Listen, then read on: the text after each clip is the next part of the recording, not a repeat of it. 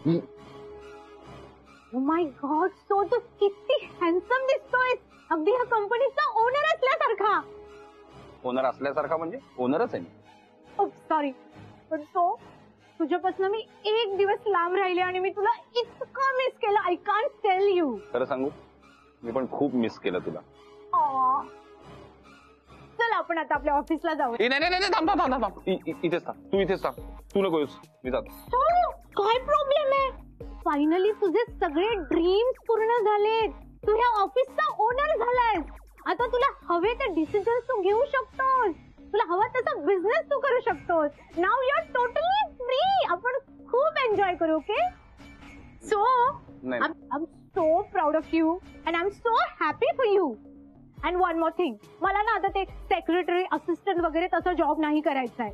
मला आता तू ना डायरेक्ट ह्या कंपनीत ना मॅनेजरच कर. सगळ्यांना इथे कळू दे की सुझॅन काय डिझर्व करते. जरा थांबशील का? तू थांबशील का? तू बोलायला लागलीस ना की विमान उडवायला लागतेस डायरेक्ट. जरा थांब, तू जरा थांब. हे बघ, आपल्याला पेशन्स ठेवायला लागेल जरा, कळलं? पण काय प्रॉब्लेम आहे? मी तुला असं थोडे म्हणते मला घरी घेऊन जा. ऑफिस मध्ये काय प्रॉब्लेम आहे? नाही जाता येणार. असं काय करतेस तू? इथे सिच्युएशन किती क्रिटिकल आहे माहितीये का तुला?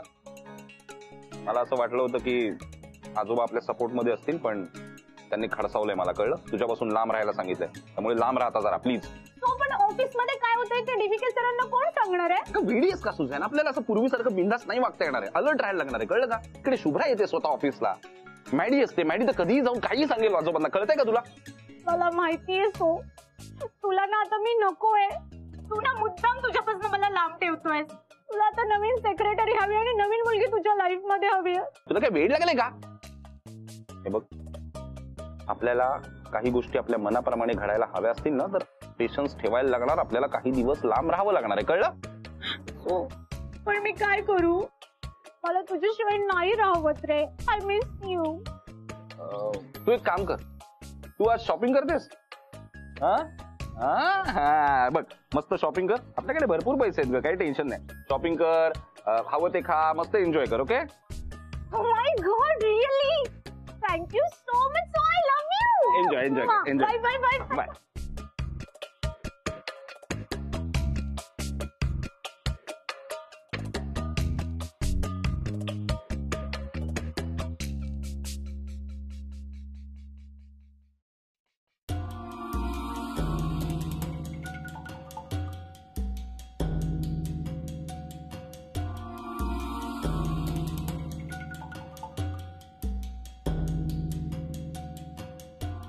Good morning.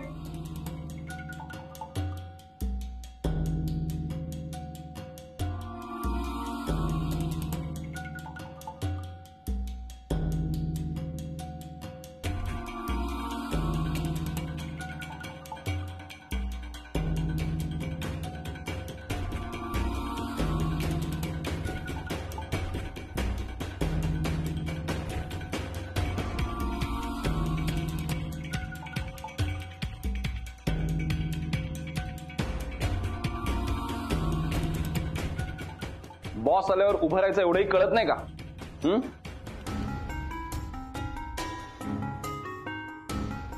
मी काय परत ओळख करून देऊ का माझी? मी सोहम कुलकर्णी, डीबीके फूड्सचा मालक आणि आजपासून तुमचा बॉस आहे, कळलंय? त्यामुळे आजपर्यंत इथे ज्या पद्धतीने काम चालायचं ते सगळं विसरून जायचं आणि यापुढे फक्त माझ्या ऑर्डर्स फॉलो करायच्यात, कळलंय का? सर प्लीज, मागे जो प्रकार घडला होता. काय घडलंय मागे? आणि मागे घडलंय ना, मग ते आता विसरून जायचं. आजपासून, आत्तापासून मी सांगतो तसंच सगळं व्हायला पाहिजे, कळलंय? सर आसावरी मॅडम ना कळलं? कोण कोण? आसावरी मॅडम. कोण आसावरी मॅडम? मी नाही ओळखत त्यांना. मी पुन्हा एकदा सांगतोय, आजपासून मी तुमचा बॉस आहे, कळलंय? ही कंपनी माझी आहे आणि तुम्ही सगळे माझ्यासाठी काम करताय, त्यामुळे मी सांगतोय त्याच पद्धतीने सगळं व्हायला पाहिजे.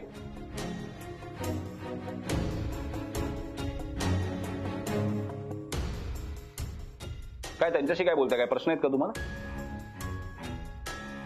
मग चला ना, काम सुरू करा आता. चल ना, काम सुरू कर ना.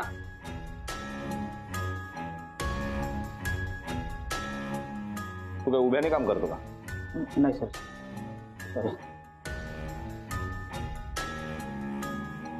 मुरकर, ए मुरकर, ये इकडे इकडे. हा हा काय हा मान खाली घालून काय सर असं विचार. काय सर? केबिन उघड माझे. हो. कुठे चाललास? ए माझी केबिन म्हणजे ती नाही, माझी केबिन नाही, ही चेअरमनची केबिन उघड. सर ती आसवडे मॅडमची केबिन. मी आत्ता ओरडलो तेव्हा काय ऐकत नव्हतास का तू? आजपासून मी चेअरमन आहे, आसावरी मॅडम नाही, कळलं? त्यामुळे हीच केबिन उघडायची. तुझ्या समोर त्या खुर्चीत बसतो बघ आता. त्या दिवशी आसावरी मॅडमच्या ऑर्डर फॉलो करून मला केबिन मध्ये जाऊ दिलं नाहीस ना, आता बघ. चल जा चल केबिन उघड. सर मॅडम ओरडते. हे बघ आजपासून मी ओरडण्याची काळजी करायची फक्त, कळलं? केबिन उघड नाही तर नोकरीवरून काढून टाके ना.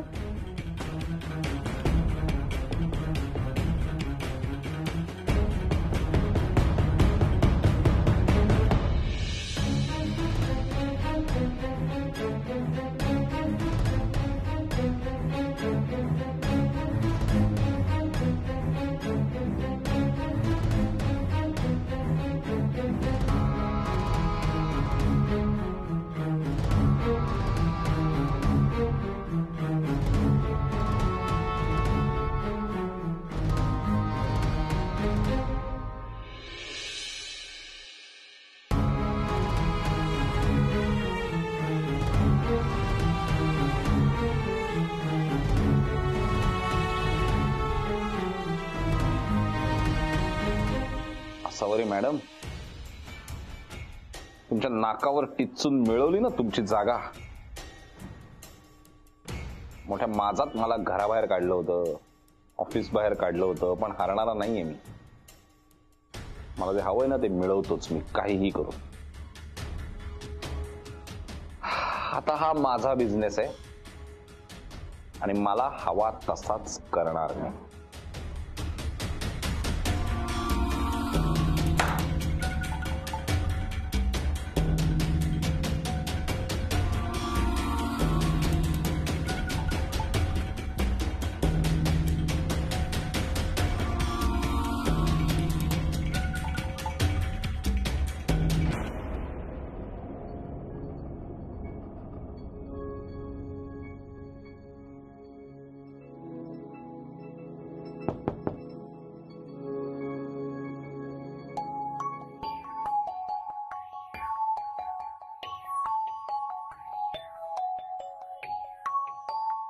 ए अनुराग,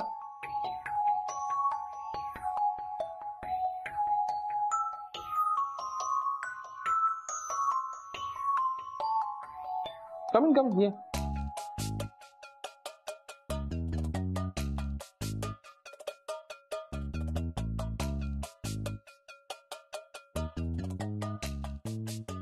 कन्फ्युजन, चेहऱ्यावर कन्फ्युजन दिसतंय तुझ्या.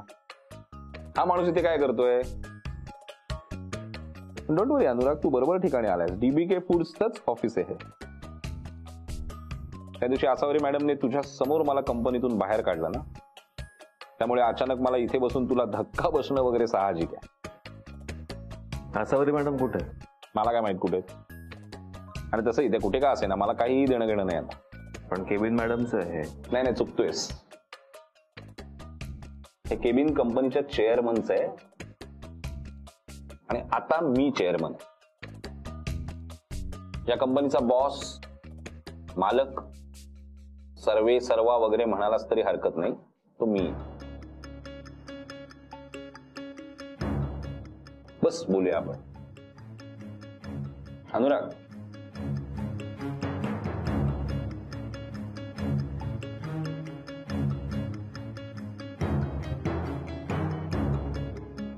अनुराग, आपली ओळख खूप चुकीच्या नोटवर झाली. आपल्यात बरेचसे वादही झालेत, त्यामुळे खूप गैरसमज आहेत आपल्यात. पण आता नव्याने सुरुवात करूया आपण. त्यात तुझ्या इथे मीटिंग झाल्यात, तुझ्या मॅडम सोबत, शुभराजींबरोबर बऱ्याच मीटिंग केल्यात तुम्ही इथे. पण आता त्या मीटिंग मध्ये जे काही डिस्कस झालंय ना ते विसरून जायचं, कारण यापुढे हे प्रोजेक्ट मी हँडल करणार आहे आणि ते माझ्या पद्धतीने हँडल करणार आहे मी. दुसरी गोष्ट, मी कुठलीही गोष्ट जी करतो ना ती फक्त पैशांसाठी करतो. तुला हे क्लिअरली माहिती असायला पाहिजे, कारण आता आपण एकत्र काम करणार आहोत ना.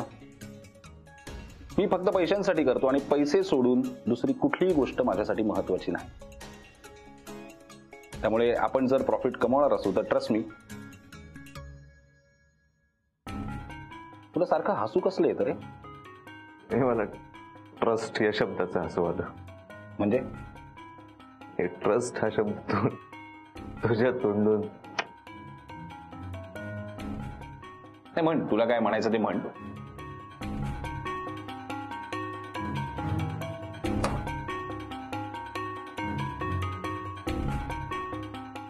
पण मला असं वाटतं अनुराग, एक चांगली ऑफर मी तुला देऊ शकतो.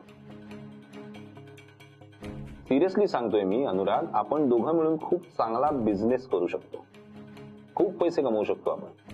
ही कंपनी आतापर्यंत अत्यंत फालतू प्रॉफिट मध्ये चालू होती. कारण काय माहितीये, आसावरी मॅडमचा कनवाळूपणा, हे लोकांचे हक्क वगैरे याचा विचार. पण आता तसलं काही होणार नाही. आता ही कंपनी माझी आहे, त्यामुळे या कंपनीचं रंगरूप मी बदलून टाकणार आहे. आता इथे फक्त बिझनेस होईल. त्यामुळे तुझे ते वस्तीतले कामगार लोक आहेत त्यांना सुद्धा सांगून टाक, हक्क बिक्क आता विसरून जायचं. काम करायचं असेल तर अर्ध्या पगारात करावं लागेल. घरं बिरं त्यांना मिळणार नाही. फारात फार काय झोपड्या वगैरे बांधून देईन मी त्यांना. हा, या पलीकडे मी त्यांच्यासाठी काहीही करू शकत नाही. आता दुसरी गोष्ट म्हणजे, तुला पटत नाहीये का माझं बोलणं? पण तुझ्याकडे पर्याय नाही आहे रे. कारण मी सांगितलं ना तुला, डीबीके फूड्स ही कंपनी आता माझी आहे. त्यामुळे माझ्याच ऑर्डर्स आता फॉलो करायला लागणार सगळ्यांना, पर्यायाने तुला सुद्धा.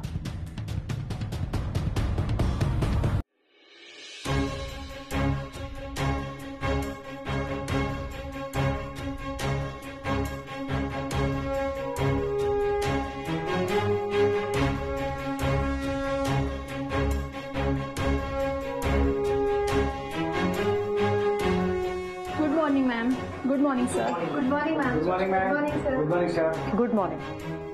सोहम आलाय का ऑफिसमध्ये? हो मॅम, सर आलेत आणि तुमच्या केबिन मध्ये बसले. मी त्यांना सांगायचा खूप प्रयत्न केला, पण सर काही ऐकायलाच तयार नाहीये. ओके, तुझी काही चूक नाही.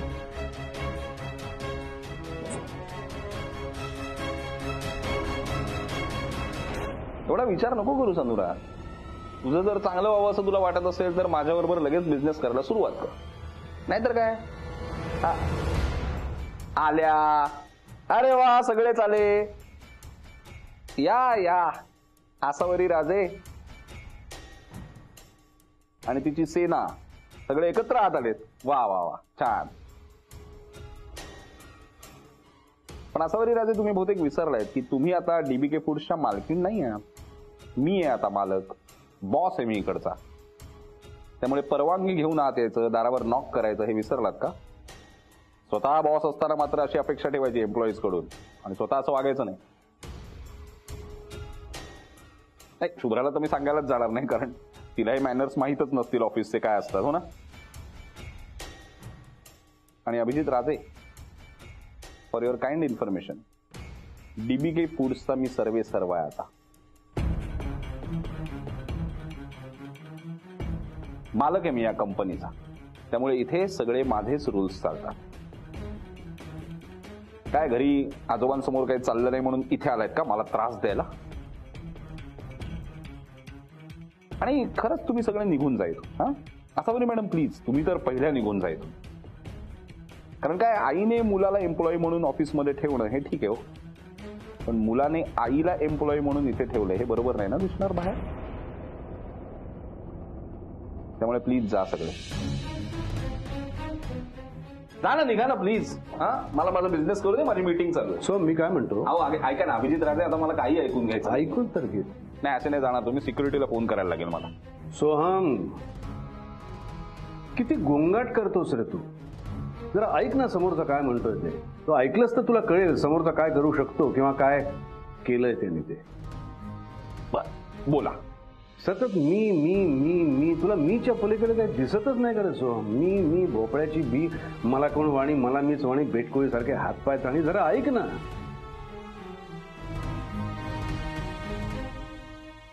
तू जे बोलतोयस ना सोहम, ते सगळं आत्ताच बोलतोयस, आत्ताच. हे सगळं माझं झालंय. आसावरीने इतक्या कष्टाने इतक्या प्रेमाने ही कंपनी वाढवली, मोठी केली. एका रात्रीत ती तुझी झाली. तू मालक झालायस, तू बॉस झालायस. पण हे सगळं तू आत्ताच बोलतोयस. तुला जुनं काय आठवतच नाहीये. तुझं कसं झालंय ना सोहम, ते म्हणतात ना, क्रोधात भवती सम्मोहा, सम्मोहात स्मृती विभ्रमा, स्मृती भ्रंशात बुद्धिनाशो, बुद्धिनाशात प्रवश्यती. विनाश. तुला काय आठवण असं झालंय जुनं. पण हरकत नाही, मी तुला आठवून देतो ना, सगळं सांगतो. ऐक. आसारूने जेव्हा हे DBK फूड्स या कंपनीची सुरुवात करायची ठरवलं, तेव्हा या कंपनीसाठी काही भांडवल हवं होतं. त्या भांडवलासाठी मी, तुला आठवत नसेल पण माझं एक अभीज किचन नावाचं एक रेस्टॉरंट होतं, ते विकलं. आणि ते सगळे पैसे त्या DBK फूड्सच्या भांडवलात टाकले. किती तुला माहित नसेल? नाही ना? 60%. किती? 60%. उरलेले 40% आसावरीचे होते, जे तू नुकतेच तिला ब्लॅकमेल करून तिच्याकडनं लुबाडलेस. पण अजूनही 60%, 60% शेअर्स माझ्या नावावर आहेत.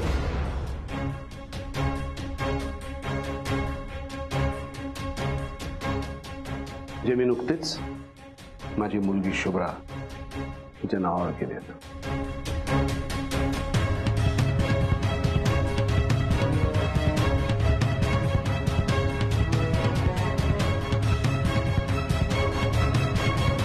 नाही, बाकीचं तुला काय करणार नाही. करणं संस्कृत कळायला तू तेवढा सुसंस्कृत नाहीच आहेस, पण हे कागदपत्र तुला कळतील. हेच करत आलायस कारण तू आजपर्यंत. बघ, वाच वाच.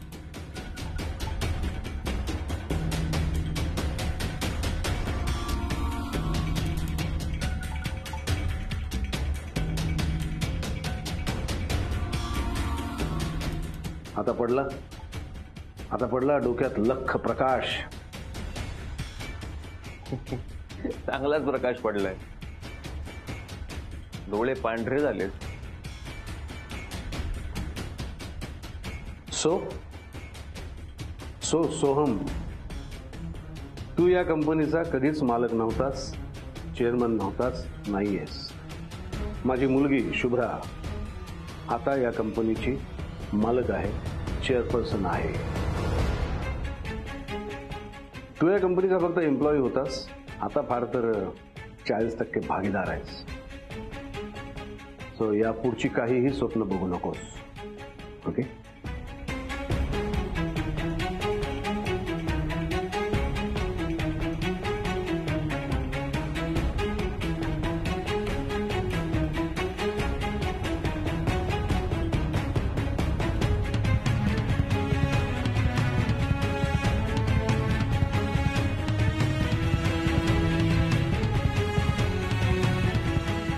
ये शुभ्रा, ये.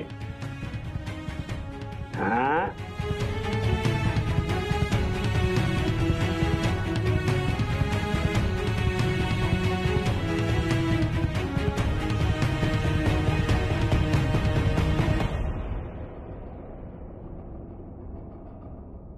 आसावरी, मी तुला म्हटलं होतं ना, आपण शुभ्राला नक्की न्याय मिळवून देऊ. बघ, तिला की नाही.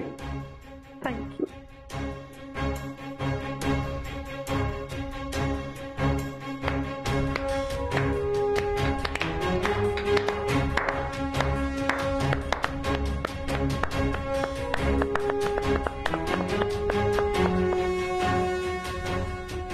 मला खरंच खूप आनंद होतोय तुला या खुर्चीत बसलेलं बघून.